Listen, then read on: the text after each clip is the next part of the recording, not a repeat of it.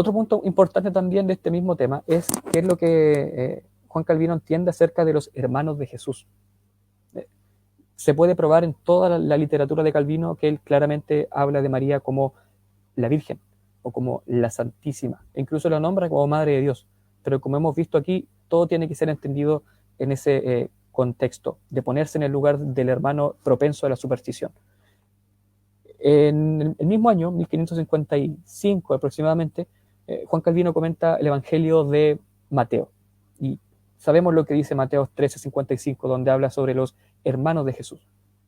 Ahora, así como el hermano Iván comentaba la cuestión del Vidio con San Jerónimo, que claramente el Vidio escribe un tratado en contra de la virginidad de María por los excesos que se daba en la vida monástica a la virginidad, y sobre todo a ver la sexualidad de una forma tan negativa, tan antagónica con la vida cristiana. Lo que hacen los teólogos posteriores a San Jerónimo es siempre recurrir a esta controversia para demostrar que el Vidio estaba en el error y que por tanto ellos deben también mantener esta enseñanza de la perpetua virginidad, lo cual implica que María no tuvo más hijos, sino que los hermanos de Jesús de los evangelios vendrían a ser primos de él, uno de los tantos tipos de hermanos que menciona San Jerónimo, en este caso hermanos de nacionalidad o de parentela. ¿Qué dice Juan Calvino? En Mateo 13:55 vemos que allí se habla de los hermanos de Jesús. Y Juan Calvino tajantemente dice que el término hermanos que se ha empleado en ese versículo, según el idioma hebreo, siempre denota a un pariente. Y aquí Juan Calvino hace lo que hacen muchos otros teólogos al hablar de este tema.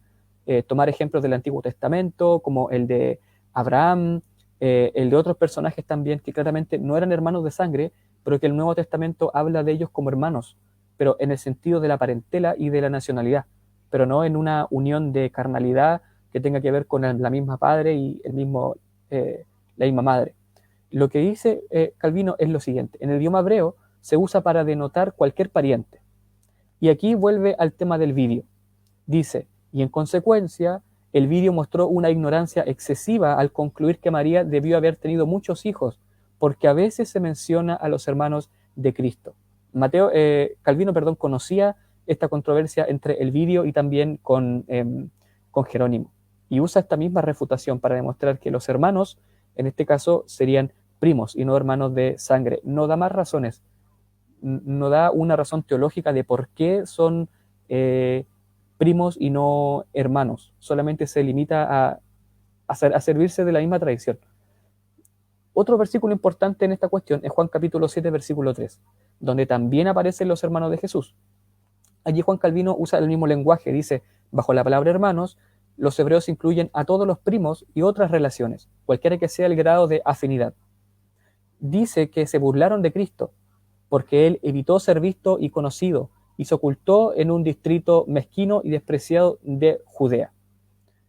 Cuando digan que también tus discípulos se refieren no solo los domésticos, bueno, ahí ya habla unas cuestiones más interpretativas del versículo, pero lo que claramente hace es lo mismo, es comentar que los hermanos que aparecen allí son primos. Otro versículo también que usa de la misma forma es Juan capítulo 19, verso 25, donde se habla de María, de los hermanos y también de María. En el Nuevo Testamento María Virgen no es la única, está la María Magdalena y también María de Cleofás. Y esto parece tener cierta confusión respecto a quiénes eran los hermanos de Jesús y los hijos de María. Juan Calvino dice que lo siguiente: la llama esposa o hija de Cleofás, pero prefiero la última interpretación, es decir, que estos hermanos de Jesús no son hijos de María, sino que son hijos de María, la que tiene como esposo a Cleofás. Dice que era hermana de la madre de Jesús, y al decirlo adopta la fraseología del idioma hebreo, que incluye primos y también otros parientes. Por tanto, estos hermanos de Jesús vienen a ser familiares de María, por tanto, primos de Cristo, pero en realidad son hijos carnales de María con Cleofás. Vemos que no fue en vano que María Magdalena fuera liberada de 7 demonios, etc. Sigue con el mismo tema. Ahora, respecto a la virginidad, es una deducción lógica que afirmar que los hermanos de Cristo son primos trae por consecuencia que María no haya tenido hijos aparte de Jesús, y que únicamente Jesús haya sido el único hijo de María. Aquí Juan Calvino no habla de las causas de la virginidad de María, ni tampoco habla de si José hizo un voto, una idea que va a ser bastante rechazada. La idea de creer que María y José hicieron un voto de virginidad es una cuestión que no se va a considerar tanto. Se va a ver más papista esa enseñanza. En Mateo 1.25, que es un versículo un tanto controversial, donde el autor canónico dice que José no conoció a María hasta que, esa frase es la gran problemática, hasta que dio a luz a su hijo Jesús. Aquí, en primer lugar, Juan Calvino reconoce que este versículo le sirvió de pretexto al vídeo para proponer unos disturbios, grandes disturbios, dice él, que el vídeo introdujo dentro de la iglesia en el periodo anterior, y se los atribuye claramente a el vídeo. Él dice que lo siguiente: la inferencia que el vídeo trajo de ella fue que María no permaneció virgen más tiempo hasta su primer nacimiento y que después tuvo otros hijos con su marido. Aquí también Calvino alude a la cuestión de Jerónimo. Dice: Jerónimo, por su parte, defendió con seriedad y abundancia la virginidad perpetua de María. Ahora, si Calvino no estuviera de acuerdo, no apelaría a esta controversia, no apelaría por tanto a Jerónimo, ni tampoco diría que Jerónimo defendió la perpetua virginidad. Él la está afirmando, no tan explícitamente, pero directamente sí la considera. Él añade algo: quedémonos satisfechos con esto, que ninguna inferencia justa y fundamentada puede extraerse de estas palabras del evangelista sobre lo que sucedió después del nacimiento de Cristo.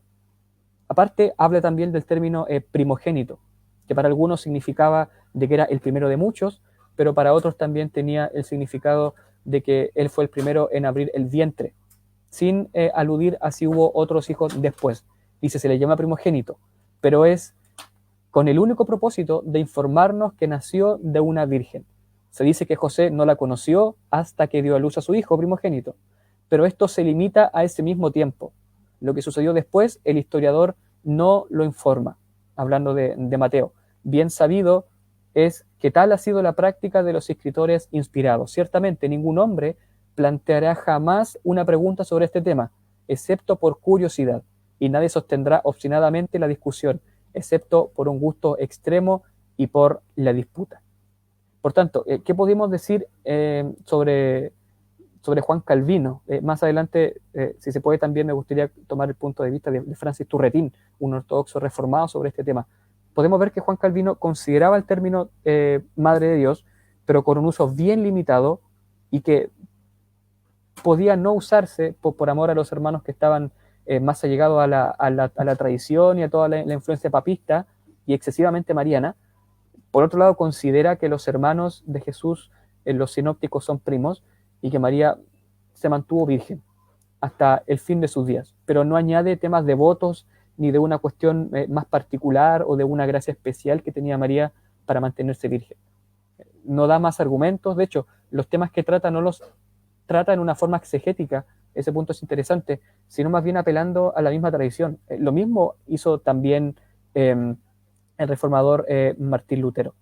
Por tanto, tenemos ahí una clara enseñanza de lo que creía Juan Calvino acerca de la virginidad de María, acerca de la maternidad divina de María y también acerca de la relación de los presuntos hermanos de Jesús que se presentan en los sinópticos.